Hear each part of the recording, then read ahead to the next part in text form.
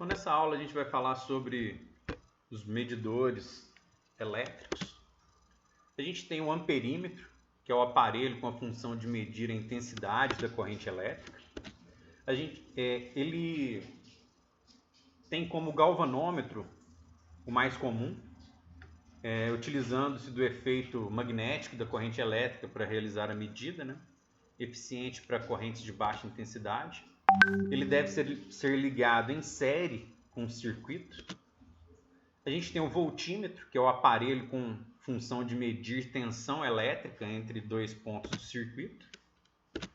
O voltímetro ele deve ser ligado em paralelo nos pontos onde se deseja medir a tensão. E a gente tem o ohmímetro, aparelho com função de medir a resistência elétrica. Ele deve ser ligado, utilizado, né, com um circuito desligado.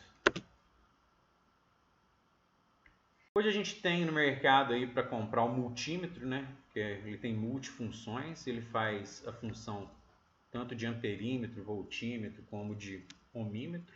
A gente tem multímetros que são muito baratos, tipo esse amarelinho aqui, você compra ele por um valor irrisório no mercado. Tem multímetros bem mais caros aí, de todos os preços, dependendo da qualidade que ele vai te dar. A gente tem esse aqui, ele já é digital, né? Esses dois já são digitais e são bastante eficientes aí para trabalhar com circuitos elétricos.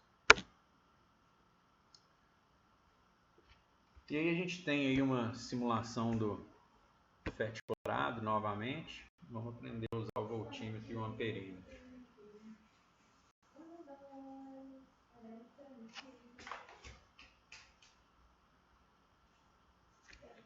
Então olha só, vou colocar um resistor aqui, um fio.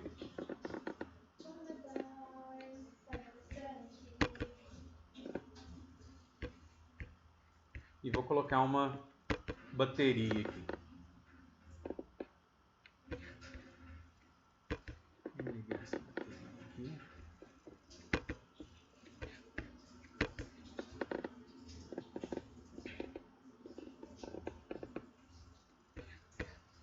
Mais um fiozinho de cá.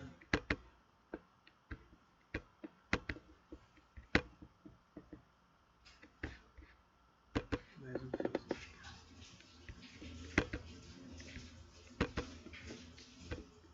Ó, ligamos nosso circuitinho aí. A corrente já começou a passar, né? Vamos usar o voltímetro primeiro. O voltímetro a gente mede a tensão, né, entre dois pontos. Então a ponta preta é a ponta negativa e a ponta vermelha é a ponta positiva. Então nesse intervalo aqui a gente tem uma tensão de 9 volts. A gente ligou ele em paralelo com o circuito. Agora a gente vai utilizar o amperímetro. O amperímetro ele deve ser ligado em série com o circuito, então a gente tem que abrir o circuito aqui, né? E ligar ele ao circuito. Dessa forma, ele mede aí a intensidade da corrente, que nesse caso aqui é de 0,9. Aqui nessa simulação a gente pode alterar a resistividade do fio. Pode aumentar a resistividade ou diminuir a resistividade, isso influencia na corrente e na tensão, né? A gente pode mexer na resistência da bateria também.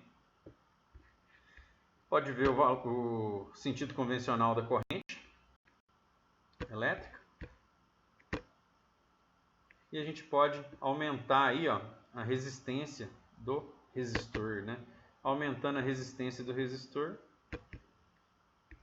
a gente vai diminuir a corrente elétrica, né? Então, o sentido dos elétrons, novamente. E a gente pode mexer também na tensão aqui da bateria. A gente pode aumentar a tensão. Aumentando a tensão, a gente também aumenta a corrente.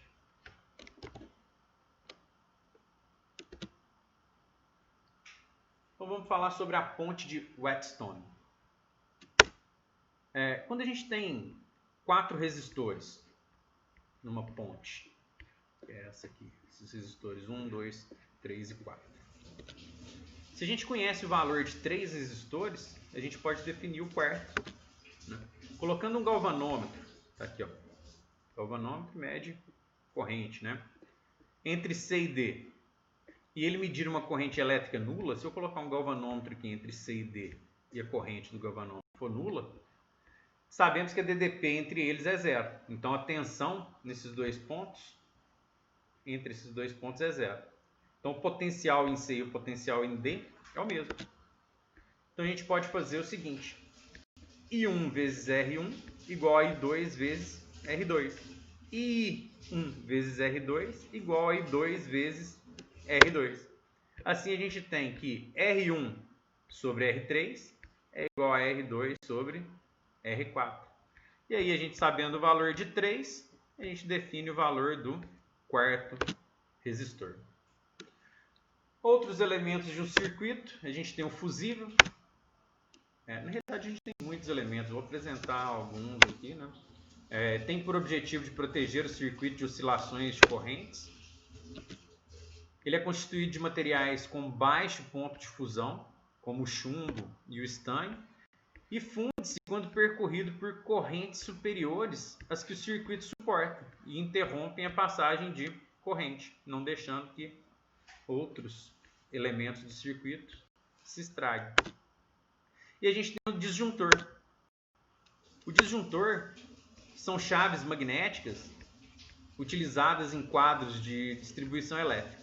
Já devem ter visto isso na casa de vocês, né? Ele tem a mesma função que o fusível e não necessitam ser substituídos. Por quê? Quando existe alguma alteração de corrente, ao invés dele ser lançado para o circuito, o disjuntor desarma, né? Ele cai a chavinha aqui e depois que você arrumar o problema dentro do circuito, você pode voltar a ligar aí o disjuntor novamente. E a próxima aula a gente fala sobre a segunda lei de Ohm.